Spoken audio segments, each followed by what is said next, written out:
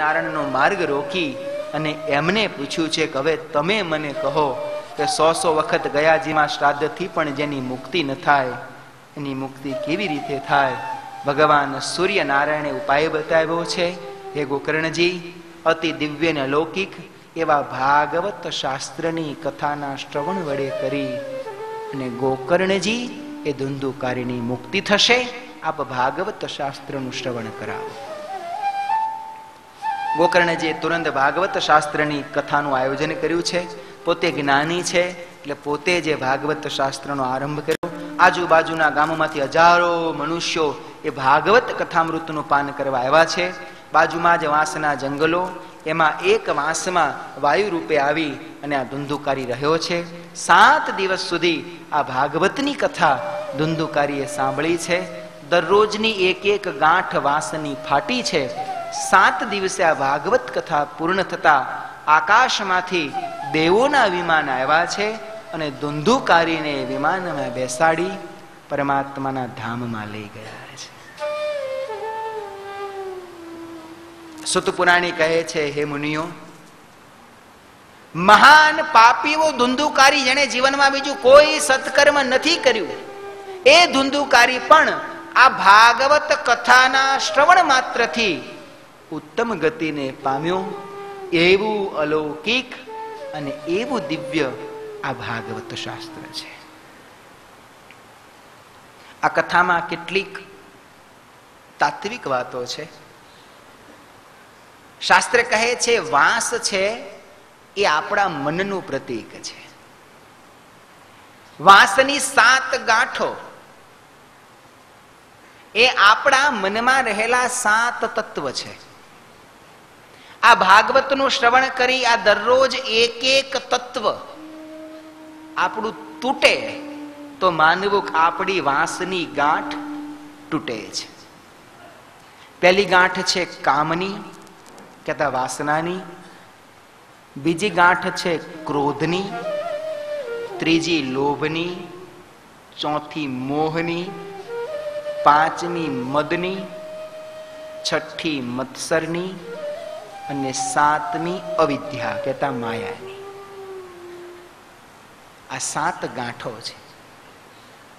આ ભાગવતના શ્રવણ વડે કરી આપણો કામ, ક્રોધ, લોભ, મોહ, મદ, મત્સર અને માયા આ ફૂટે તો કેમ એને ભગવાનના ધામમાં લઈ જઈએ છીએ.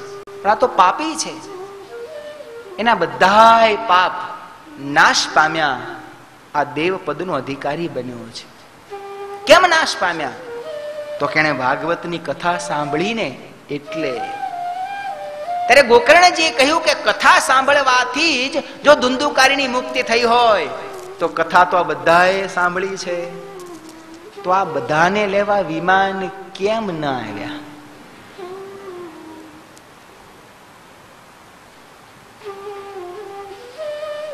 અને ત્યારે દેવોના પાર્ષદોએ કહ્યું છે કે ગોકર્ણજી, કથા તો બધાએ સાંભળી છે, પણ 7 દિવસ પૂર્ણ શ્રદ્ધાથી અને મને સહિત, મેં સવારે કહ્યું હતું ને, મને સહિત કથા એક ધુંધુકારીએ સાંભળી છે, માટે એને એકને લેવા વિમાન આવ્યું છે. આપણે તો છેલ્લે દિવસે બહુ વિમાન આવવાના છે. કદાચ ભગવાન ભૂલ કરે, આપણે ન કરીએ. ભગવાન ભૂલમાં વળી ઉતારી દે. પણ પેલા ગઈઢા ડોશી બિચારા, શરીરમાં રોગ, કોઈ એની હાચવે નહીં, દીકરાએ બહુ સેવા ચાકરી કરે નહીં, દીકરાને વહુઓ એને કઈ બહુ હાચવે નહીં, રોજ ઓસરીના છેડે બેસીને રોજ, હે ભગવાન હવે લઈ જા, નથી સહન થતું. હે ભગવાન હવે લઈ જા, નથી સહન થતું. આમ રોજ પ્રભુને કહેવું. પેલા યમરાજા રોજ ત્યાંથી નીકળે. યમરાજાને થયું કે હવે આ ડોશી ખરેલું પાંદડું અમથું 2 વર્ષ પછી લઈ જવું, લાવો ને રોજ રોવે છે તો આજ લઈ જવું. યમરાજાએ તો સરસ મજાની કાળા પાડાની સવારી ઉતારી આંગણામાં. ડોશીમાં જોયા, આવો. કેમ? તો કે તમે રોજ કહો છો ને લઈ જાઓ, તમને લેવા આવ્યો છું. ડોશી તો કે ભારે કરી. અરે હું કહું છું લઈ જાઓ, પણ મને નહીં, આ અંદર રહીને એને લઈ જાઓ, નિરાશ થાય.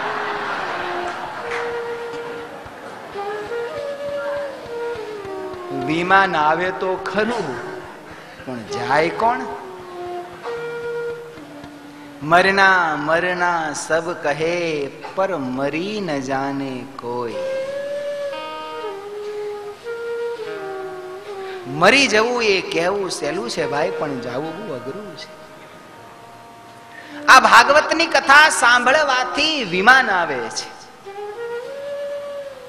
વિમાન એટલે કોઈ પ્રાકૃતિક યંત્ર આવે છે એવું ન માનવું. વિમાનનો અર્થ એવો કોઈ પ્રાકૃતિક યંત્ર નથી કે આવ્યું ને એમાં બેસીને આપણે ભગવાનના ધામ સુધી ગયા. ના, એ તો છે, પણ આજે ભાગવત સાંભળી અને આજે આપણું વિમાન આવે. સંસ્કૃત બહુ અલૌકિક ભાષા છે. વિમાનનો સુંદર એક અર્થ આપણા વિદ્વાનો કરે છે. વિગતો માન યસ્માત સહ વિમાન. જેમાંથી માન ચાલ્યું ગયું છે, અભિમાન જેનું નાશ પામ્યું છે, અભિમાન રહિત જે અવસ્થા, એ અવસ્થાનું નામ વિમાન છે. અને ભાગવત સાંભળવાથી આપણું અભિમાન તૂટે, આપણું હું પદ જાય. હું મોટો શેઠ, હું મોટો આ, હું મોટો તે, હું મોટો જ્ઞાની, હું મોટો વિદ્વાન, હું મોટો આ ફલાણું ઢીકણું, જે આપણું લાંબુ લાંબુ લિસ્ટ છે બધું આ હું મટે. અને જીવનમાં જે ઘડીએ આપણું હું મટી જશે ને, એ ઘડીએ પ્રભુને પ્રગટાવવા નહીં પડે, પ્રભુ આપોઆપ પ્રગટી જાય. આપણી અને ભગવાનની વચ્ચે આ હું જ ઊભું છે. આપણો અહંકાર, આપણી માયા આ જ ઊભી છે. જે દિવસે આપણા જીવનમાંથી આપણું આ હું પદ જતું રહેશે ને, પરમાત્માને બોલાવા નહીં પડે, એ આવી જશે. પણ આ હું મટવું ને, એ બહુ અઘરું છે. બાલ મંદિરમાં બેન છોકરાઓને બારાક્ષરી શીખવાડતા હતા.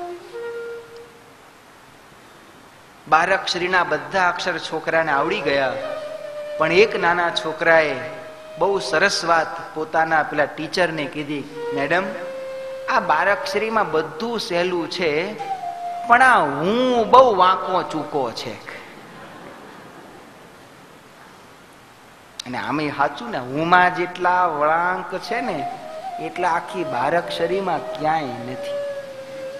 એ વાંકો હું જો સીધો થઈ જાય તો પ્રભુ સાથે ભેટો થઈ જાય. એ આપણો અહંકાર જાય, એ માન રહિતની અવસ્થા આપણા જીવનમાં આવે, શરણાગત અવસ્થા. મેરા મુझ में कुछ नहीं, जो कुछ है सो तोर, अब तेरा तुझको सौंप दिया तो क्या लागे है मोर. આ માન અવસ્થા જ્યારે આપણી ટળે ને, ત્યારે પ્રભુ પ્રગટે છે, પરમાત્માનો મેળાપ થઈ જાય છે.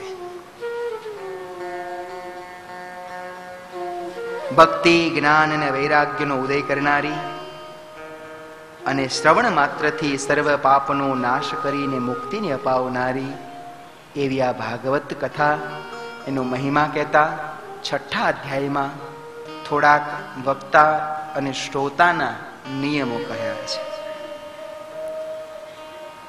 આ ભાગવત કથા પહેલું જ નિયમ કહ્યું, શ્રદ્ધાપૂર્વક સાંભળજો. શ્રોતાના નિયમ જ ખાલી હું આપને કહું છું. સાથોસાથ 7 દિવસ સુધી શ્રોતાએ બ્રહ્મચર્યનું પાલન કરવું. જેટલો શક્ય એટલો મિતાહાર કરવો, ઓછું ખાવું. ન ખાવું એમ નહીં, કારણ કે ન ખાય તોય જીવ પેટમાં રહે, બહુ ખાય તોય જીવ પેટમાં રહે, કથામાં રહે નહીં. મિતાહાર કરવો. નખ, વાળ આ 7 દિવસ સુધી કંઈ કાપવું નહીં એવો ભાગવતમાં નિયમ છે. હું અહીંથી નિયમ કહું છું, પોતપોતાની વિવેક, પોતાની બુદ્ધિ અને પોતાની શ્રદ્ધા પ્રમાણે સૌ પ્રયત્ન કરજો. કામ, ક્રોધ, લોભ, મોહ, મત્સર આ 7 દિવસ સુધી કંટ્રોલમાં રાખવા. સાવ ન જાય આમ તો જિંદગીમાં કાઢવા, પણ ન જાય તો જાગ્રત રહી નક્કી રાખવું કે આ ભાગવત સાંભળવા બેઠા છીએ ને તો 7 દિવસ તો ક્રોધ કરવો નહીં, બૂમો પાડવી નહીં. અને આ દુનિયામાં ક્રોધ કરવાથી કશું બદલાયું નથી. આ તો વાત નીકળે છે એટલે કહું છું. આપણે ઘણી વાર એમ માનીએ છીએ કે આમ ન કરીએ તો આ બધા માને જ નહીં, પણ આમ કરવાથી એ માની ગયા છે એવું નથી. એ બધા સમજી જાય કે આમને ટેવ છે, બૂમ બરાડા પાડશે, એ કઈ સુધરે નહીં એવું માની લે કે આ તો બધા આમને ટેવ છે, બૂમ બરાડા પાડ્યા કરશે. એના કરતા ઊંધું એવું થાય કે તમે શાંતિથી કહો તો માને જ નહીં. અને એવું થાય કે આ તો હજી ઇમરજન્સી નહીં હોય, બૂમો પાડશે ને ત્યારે ઇમરજન્સી હશે.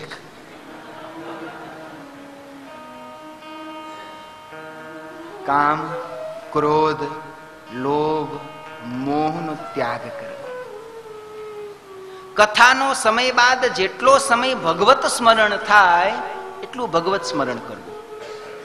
ભગવત સ્મરણ ન થાય ને ભલે બીજી બધી વાત થાય, પણ 7 દિવસ કોઈની નિંદા ન કરજો. પીપા પાપ ન કીજીએ તો પુણ્ય કિયા 112. કદાચ ભગવાનનું નામ ન લેવાય ને તો હારી હારી વાતો કરજો, પણ ભેગા થઈને કોઈની નિંદા ન કરતા કે પેલો તો આવો છે ને પેલો તો આવો. કારણ કે જીવને છે ને જેટલો રસ નિંદામાં પડે છે ને એટલો બીજા એકેયમાં પડતો નથી. કોકની ખોદણી કરવામાં તારીખિયાનું પાનું બદલાઈ જાય તોય ખબર પડે.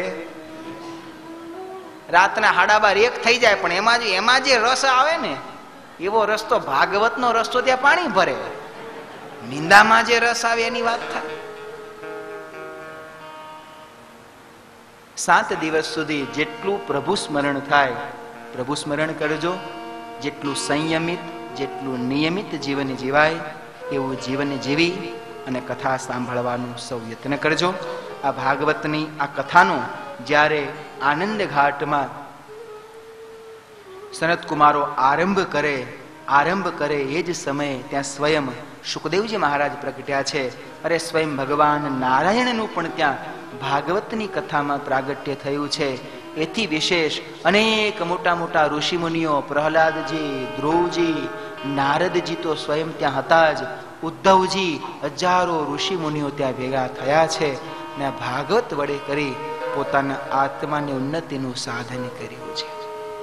સુત પુરાણી કહે છે, ઋષિ મુનિઓ આવી અલૌકિક ભાગવત કથા છે અને જ્યારે આવો મહિમા સાંભળ્યો પછી તો એક જ વાત, તો ગુરુદેવ હવે આ ભાગવત કથા અમને સંભળાવો. આવો મહિમાવંત જો આ ગ્રંથ હોય તો કૃપા કરી આપ અમને આ ભાગવત શાસ્ત્રની કથાનું શ્રવણ કરાવો. એ જ જ્ઞાન સત્રમાં સુત પુરાણી આ ભાગવત શાસ્ત્રની કથાનો જ્યાં આરંભ કરે, આપણે પણ ભાગવત શાસ્ત્રના મહાત્મને પૂર્ણ કરી અને ભાગવતજીની કથાનો હવે આરંભ કરવો છે. પણ ભાગવતજીની કથાનો આરંભ કરતા પહેલા ભગવાન પુરુષોત્તમ નારાયણના ચરણમાં આપણે સૌ એક પ્રાર્થના કરી કે પ્રભુ, તમારા ચરિત્રને ગાવાનો, સાંભળવાનો, સમજવાનો અમે અત્યારે આરંભ કરીએ છીએ. અમને સૌને એવી શક્તિ આપજો, એવી સમજણ આપજો, એવી બુદ્ધિ આપજો કે આપના ચરિત્રોને, આપણા સ્વરૂપને, આપના આ જ્ઞાનને અમે સમજી શકીએ, વિચારી શકીએ અને એથી આગળ જીવનમાં ઉતારી શકીએ. જેવો ધ્રુવજીને આપની અંતરમાં આનંદ હતો, જેવી પ્રહલાદજીને આપના નામમાં પ્રતીતિ અને વિશ્વાસ હતો, જેવી ગોપીઓને આપના ચરણમાં ભક્તિ હતી, એવી ભક્તિ, એવો વિશ્વાસ, એવો તલસાટ કંઈક થોડા ઘણા અંશે અમારા જીવનમાં પણ અમને પ્રાપ્ત થાય એવી પ્રભુ ચરણમાં પ્રાર્થના કરી. આવો આપણે સૌ આ ભાગવતી ગંગાનો આરંભ કરીએ. ભાગવતજીના 12 સ્કંદમાં પ્રથમ સ્કંદમાં ભાગવતજીનો આરંભ કરતા વ્યાસજી પ્રથમ મંગલાચરણ કરે છે. મંગલાચરણ કોઈ પણ શુભ કાર્ય કરતા પહેલા આપણી પરંપરા છે કે આપણે પ્રભુને યાદ કરીએ છીએ.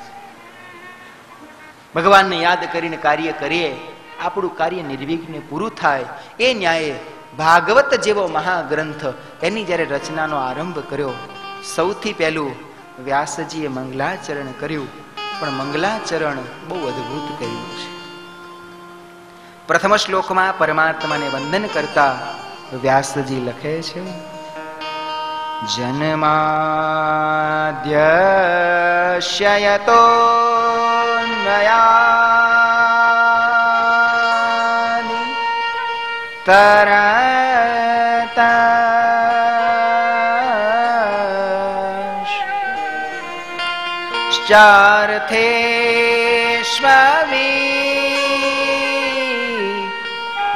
તરતશ્ચાર્થેષ્વવિઘ્નસ્વરા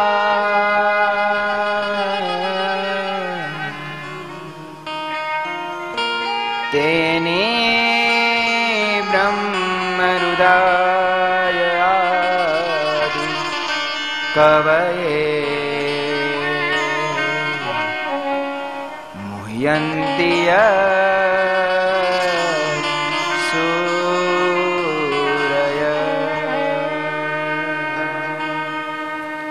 તેજોવારિમૃદામ યથા વિનિમયો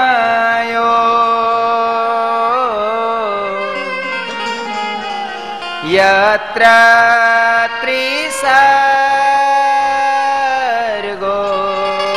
મૃષા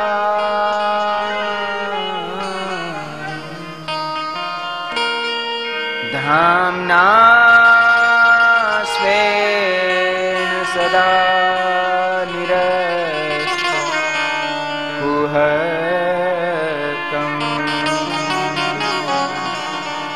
સત્યમ પરમ ધીમહિ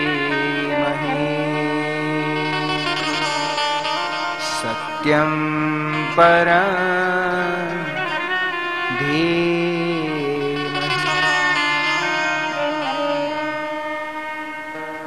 ભાગવતના આરંભમાં વ્યાસજીએ સત્ય સ્વરૂપ એવા પરમાત્માને વંદન કર્યા છે. ભગવાનના બીજા કોઈ સ્વરૂપને વ્યાસજીએ યાદ ન કર્યું. ન રામ સ્વરૂપને, ન કૃષ્ણ સ્વરૂપને, ન શ્યામ સ્વરૂપને, ન ઘનશ્યામ સ્વરૂપને, ન શક્તિ સ્વરૂપને. એક જ શબ્દ કયો, સત્યમ પરમ ધીમ. સત્ય રૂપ પરમાત્માને વંદન કર્યા. સત્ય કોને કહેવાય? થોડુંક તત્વજ્ઞાન ઊંડું છે, પણ છતાંય કદાચ આપને રસ પડશે. સત્ય એટલે શું? સત્યની વ્યાખ્યા શું?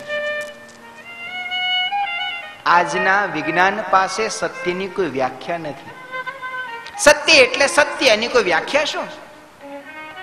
પણ આપણું ન્યાયશાસ્ત્ર સત્યની વ્યાખ્યા આપે છે. સત્ય એટલે જે હોય એને સત્ય કહેવાય.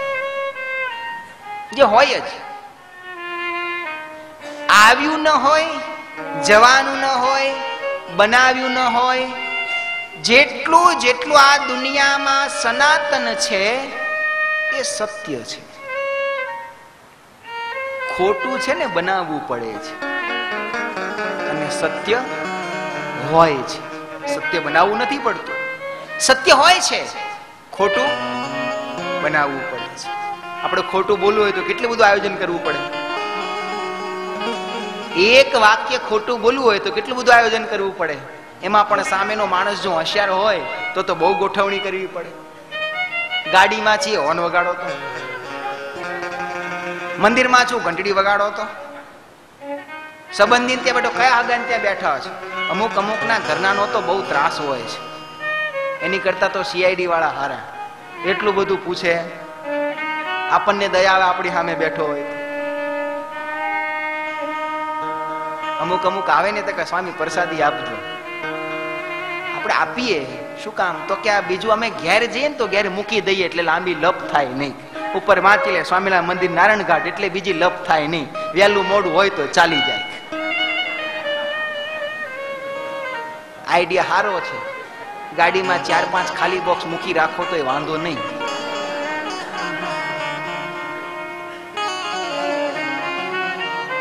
એક અસત્યને બોલવા માટે બહુ મહેનત કરવી પડે, બહુ ગોઠવવું પડે છે. એને સપોર્ટિવ કેટલા બધા અસત્ય ભેગા કરો ત્યારે એક અસત્ય ઊભું રહે. સત્ય એકલું ઊભું રહે છે. અસત્યને ઊભું રાખવા માટે બીજા સત્ય અને અસત્યના ટેકા રાખવા પડે છે. જે હોય એ સત્ય, જે આવ્યું ને જાય એ બધું અસત્ય. હવે આપણી આજુબાજુ જેટલું દેખાય છે કે મને ને તમને મનમાં જેટલું યાદ આવે છે એ બધાને આ ત્રાજવામાં જોખી લો. આપણે છીએ ખરા, પણ 70 વર્ષ પહેલા હતા નોતામાંથી કદાચ એકાદ બે હોય તો. 70 વર્ષ પછી હશું નહીં. જે નથી એ બધું અસત્ય છે. જે છે એ જ સત્ય છે. જે છે એ જ સત્ય છે. અને એક ભગવાન એવા છે જે છે અને છે, હતા અને હતા, રહેશે અને રહેશે. માટે પરમાત્માને સત્ય સ્વરૂપ કહ્યા છે, કારણ કે સનાતન છે, નિત્ય છે, નિરંતર છે. એવું જે તત્વ, એવું એક જ તત્વ છે જે સમય સંજોગ કાળ બુદ્ધિ નામ પ્રમાણે સૌ લોકો એને જુદા જુદા સ્વરૂપ જુદા જુદા નામે ઓળખે છે. પણ એ જે સનાતન છે, એ જે હતું, જે રહેશે ને જે છે, એ જે પરમ તત્વ, એ સત્ય તત્વ છે. અને માટે વ્યાસજીએ એ સત્ય સ્વરૂપને વંદન કર્યા છે. ભાગવતના પ્રથમ સ્કંદમાં ભાગવતના રચનાની થોડીક કથા છે. મુનિઓએ પૂછ્યું છે કે આ ભાગવત શાસ્ત્રની રચના કોણે કરી, ક્યારે કરી, કેવા સંજોગોમાં કરી?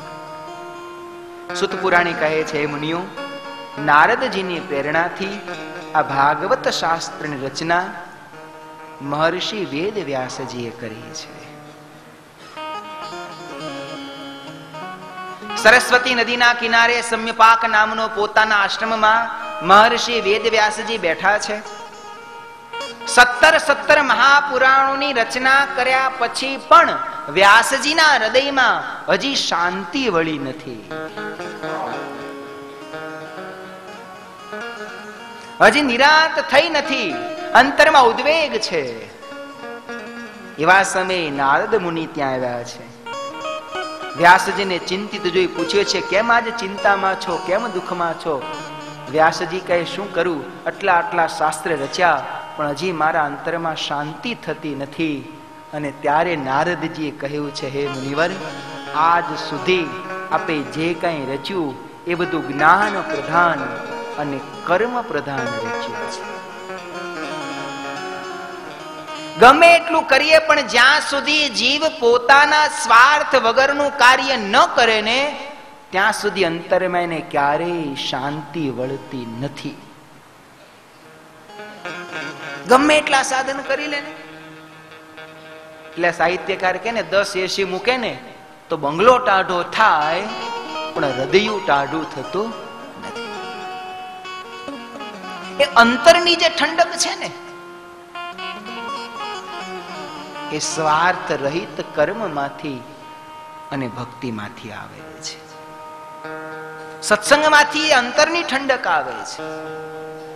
નારદજી કહે છે, મુનિવર, આપ તો જ્ઞાની છો, આપે 17 પુરાણો રચ્યા, પણ ભગવાનની ભક્તિથી સભર અને પરમાત્માની શરણાગતિ પ્રધાન એવું એક શાસ્ત્ર આપ રચો. એના વડે કરી અને આપને શાંતિની પ્રાપ્તિ થશે. પ્રભુના ચરિત્રથી, પ્રભુના નામ સંકીર્તનથી, પ્રભુના ગુણ ગાવાથી જ અંતરમાં શાંતિની પ્રાપ્તિ થાય છે. અને મુનિવર આપને આ વાત ન મનાતી હોય તો હું તમને મારું જ દ્રષ્ટાંત આપું છું. નારદજીએ પોતાના પૂર્વ જન્મની કથા વ્યાસ મુનિને કહી છે કે મુનિવર, નારદજી કહે છે હું પૂર્વ જન્મમાં એક દાસીનો દીકરો હતો. જોજો ભગવાનની ભક્તિની તાકાત કેટલી છે. નારદજી કહે છે પૂર્વ જન્મનો એક દાસીનો દીકરો હતો. મારી માતા ગરીબ હતી, આજુબાજુના 10 ઘરનું કામ કરી મારું પાલન પોષણ કરતી. મારા પિતા મૃત્યુ પામ્યા હતા, મારી માતા વિધવા હતા. પણ મારી ઉપર પ્રભુની દયા કે નાનપણથી જ મને ભજન ભક્તિ સેવા અને ધ્યાન બહુ ગમતું. મને નાની ઉંમરમાં પણ રમત ગમતમાં મારું મન માનતું નહીં. એક વખત ચાતુર્માસનો સમયગાળો આવ્યો. અમારા ગામમાં સંતો પધાર્યા. સંતોને જોઈને મને અંતરમાં સંતો પ્રત્યે અપાર પ્રીતિ જાગી. હું સવારથી સાંજ સુધી સંતોની સાથે ને સાથે રહેવા લાગ્યો. સંતોનો યોગ કરતા, સંતોનો સત્સંગ સાંભળતા, એમના હાથની પ્રસાદીને એમનું એઠું અન્ન એમની રજાથી જમતા મારા પૂર્વના બધાય પાપ ધોવાયા. મારા અંતરમાં ભક્તિનો આજ સૂર્ય પ્રજ્વલિત થયો. મને પણ ઘર છોડી અને સંતોની સાથે ભગવાન ભજવા જવાનું મન થયું. મેં સંતોને કહ્યું કે મને આપની સાથે લઈ જાઓ, મારે તમારી સાથે આવવું છે. સંતો કહે તમારી માતા જો રજા આપે તો તમને લઈ જઈએ. હે વ્યાસજી, મેં મારી માતા પાસે રજા માંગી, પણ મારી માતા વિધવા હતા. એમનો એકનો એક આધાર હતો. મારી વિના કોઈ એમની સેવા ચાકરી કરે એવું નહોતું. મારી માતાએ મને રજા આપી નહીં. હું કમ અને સંસારમાં રહી પ્રભુ ભજન કરવા લાગ્યો. સમય જતા એક દિવસ મારી માતાને રાત્રિના સમયે અચાનક સર્પ કરડ્યો. સર્પ કરડતા મારી માતાનું પણ મૃત્યુ થયું. ગામના સર્વે લોકો ભેગા થઈ બધી વિધિ કરી. હવે મને રોકનાર કોઈ રહ્યું નહીં. મેં પ્રભુની ભક્તિ કરી, ભક્તિ કરી, ભક્તિ કરી અને નિરંતર ભક્તિના પ્રતાપે હે વ્યાસજી, હું દાસીનો દીકરો હતો, એમાંથી આજે મહર્ષિ નારદ બન્યો છું. મુનિ નારદની જાતને જોતા, મુનિ નારદની જાતને જોતા, મુનિ નારદની જાતને જોતા, મુનિ નારદની જાતને જોતા, દાસી પુત્ર જગ જાણે રે, દાસી પુત્ર જગ જાણે રે, દાસી પુત્ર જગ જાણે રે, દાસી પુત્ર જગ જાણે રે, હરિને ભજી હરિનું મન કહેવાણા, હરિને ભજી હરિનું મન કહેવાણા, હરિને ભજી હરિનું મન કહેવાણા, હરિને ભજી હરિનું મન કહેવાણા, વેદ પુરાણ વખાણે રે, વેદ પુરાણ વખાણે રે, હરિ ભજતા સહુ મોટપ પામે, હરિ ભજતા સહુ મોટપ પામે, હરિ ભજતા સહુ મોટપ પામે, હરિ ભજતા સહુ મોટપ પામે, જન્મ મરણ દુઃખ જાય રે, જન્મ મરણ દુઃખ જાય રે, જન્મ મરણ દુઃખ જાય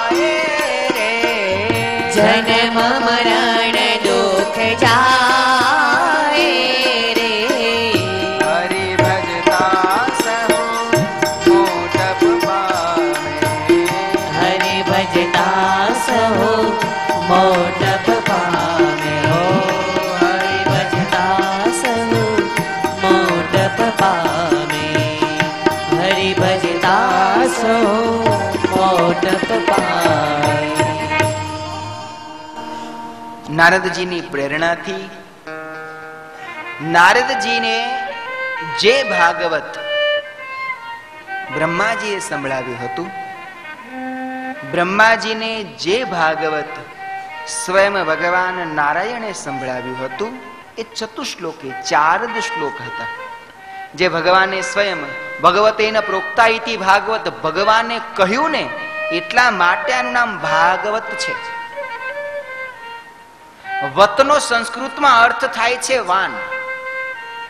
ધનવત એટલે ધનવાન. જેની પાસે ધન છે એને ધનવત કહેવાય, જેની પાસે યશ છે એને યશવત કહેવાય. આ ભાગવતમાં શબ્દ છે ભગવત, આમાં ભગવાન છે એટલે આનું નામ ભાગવત છે. ભગવાનના સ્વમુખની આ વાણી છે. આપણા હિન્દુ સંસ્કૃતિમાં અનેક શાસ્ત્રો છે, અનેક ગ્રંથો છે, પણ જે ગ્રંથો ભગવાને સ્વયં ઉચ્ચાર્યા છે એની આગળ શ્રીમદ શબ્દ લાગે છે.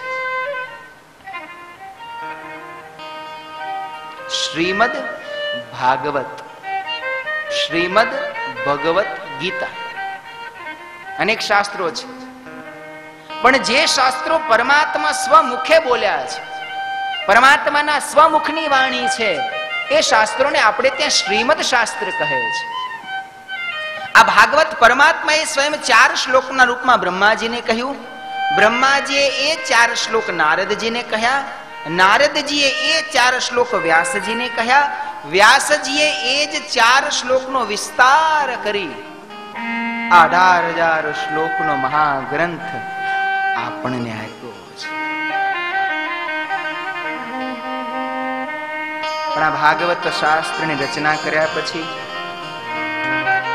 વ્યાસજી રાહ જુએ છે.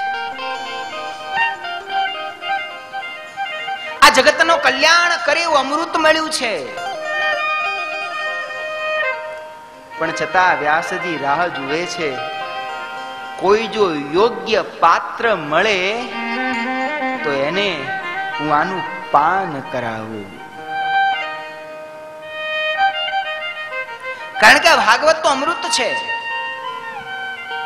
એનો મહિમા સમજી શકે, એની મહત્તા સમજી શકે, એને હું આ ભાગવતનું દાન આપું. અને રચાયા પછી વર્ષો સુધી આ ભાગવત શાસ્ત્ર પડ્યું રહ્યું છે. કારણ વ્યાસજીને કોઈ એને પાત્ર શિષ્ય મળ્યો નથી.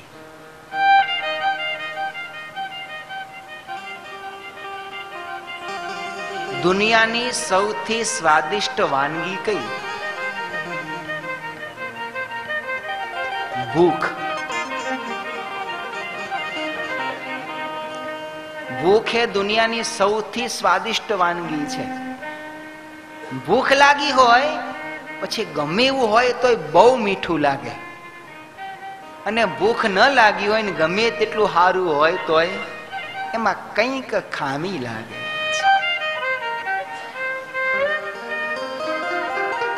જ્યાં ભૂખ છે ત્યાં ભોજનની મજા છે. ભૂખ લાગી હોય તો જમાડનારને જમાડવાની મજા આવે અને જમનારને જમવાની પણ મજા આવે. તરસ લાગી હોય તો પાણી પીવડાવનારને પાણી પીવડાવવાની પણ મજા આવે, પીનારને પીવાની પણ મજા આવે. આજ વ્યાસજીને પાપ જ્ઞાનનું અમૃત પીવડાવવું તો છે, પણ કોઈ એવો તરસ્યો મળે ને એની શોધ છે. એ તરસ નથી. આ ઘોર કળિયુગ આવ્યો છે, ભગવાનને આવું છે, પણ એવી કોઈ દેવકી, કૌશલ્યા, ભક્તિ કે યશોદા નથી. એ તરસ ક્યાં? અને તરસ ન હોય ને ત્યાં પીવડાવવાની મજા નહીં. ભર ઉનાળાનો સમય, રેલવે સ્ટેશન ઉપર એક છોકરો ઠંડા પાણીના ગ્લાસ લઈને દોડતો તો, ઠંડુ પાણી ઠંડુ પાણી. એક માણસે ડબ્બામાંથી હાથ લાંબો કર્યો બારીમાંથી, એ છોકરા અહીંયા આવ. છોકરાએ સીધો ગ્લાસ લાંબો કર્યો, લો સાહેબ પીવો, ગરમી છે ઠંડુ પાણી પીવો. પેલા એ ગ્લાસ હાથમાં લઈને પૂછ્યું, કેટલા? પેલો છોકરો કે સાહેબ 25 પૈસા. પેલો કે 25 પૈસા હોતા હશે? એક પાણીના ગ્લાસના 25 પૈસા, 10 પૈસા દેવા હોય તો કે. છોકરાએ ગ્લાસ પાછો લઈ લીધો, એને પેલી ટ્રેમાં મૂકી દીધો અને હસતો હસતો ત્યાંથી ભાગ્યો. સ્ટેશન ઉપર એક સજ્જન માણસે બેઠેલા, એને આ દ્રશ્ય જોયું કે આ છોકરાનો પાણીનો ગ્લાસ ન વેચાયો એટલે થોડોક ધંધો ન થયો. એને દુઃખ થવું, એને હસ્યો કેમ? બોલાવ્યો, પૂછ્યું બેટા એક વાત પૂછું? તો કે કોને? તો કે સાચો જવાબ આપીશ? તો કે હા. તો કે પેલા ભાઈએ તારી પાસે પાણી માંગ્યું, ગ્લાસ લીધો, પાછો મૂકી દીધો, તારે ધંધો ન થયો તોય તું હસ્યો? શું હતું? તો કે એ ભાઈએ પાણીનો ભાવ પૂછ્યો, મેં 25 પૈસા કીધું એટલે એને ના પાડી 10 પૈસામાં માંગ્યું એટલે મેં ગ્લાસ પાછો લઈ લીધો. હસ્યો કેમ? તો કે એક વાત કહું? તો કે શું? એ ભાઈને છે ને તરસ લાગી જ નહોતી. કેમ ખબર પડી? તો કે સાહેબ તરસ લાગી હોય ને એ પેલા પાણી પી જાય અને પછી પૂછે કે હવે કેટલા આપું. જ્યાં તરસ છે ત્યાં પાવાની મજા આવે છે. વ્યાસજી પાસે આ ભાગવતનું અમૃત છે, પણ એક તરસ્યાની શોધ છે. એ તરસ્યાની શોધ વ્યાસજીની પૂર્ણ થાય અને એ બાદ આ ભાગવતનું અમૃત સંસારમાં આપણને મળ્યું છે. એ કથા આપણે આવતીકાલે સવારે શ્રવણ કરીશું. કથાનો સમય થયો છે. ભગવાનના નામ સ્મરણ સાથે આ કથાને આપણે અહીં વિરામ આપીએ. ભાવ, પ્રેમ, શ્રદ્ધાથી હરિનામ સંકીર્તન કરીએ. સ્વામિનારાયણ સ્વામિનારાયણ સ્વામિનારાયણ સ્વામિનારાયણ સ્વામિનારાયણ સ્વામિનારાયણ સ્વામિનારાયણ સ્વામિનારાયણ સ્વામિનારાયણ સ્વામિનારાયણ સ્વામિનારાયણ સ્વામિનારાયણ સ્વામિનારાયણ સ્વામિનારાયણ સ્વામિનારાયણ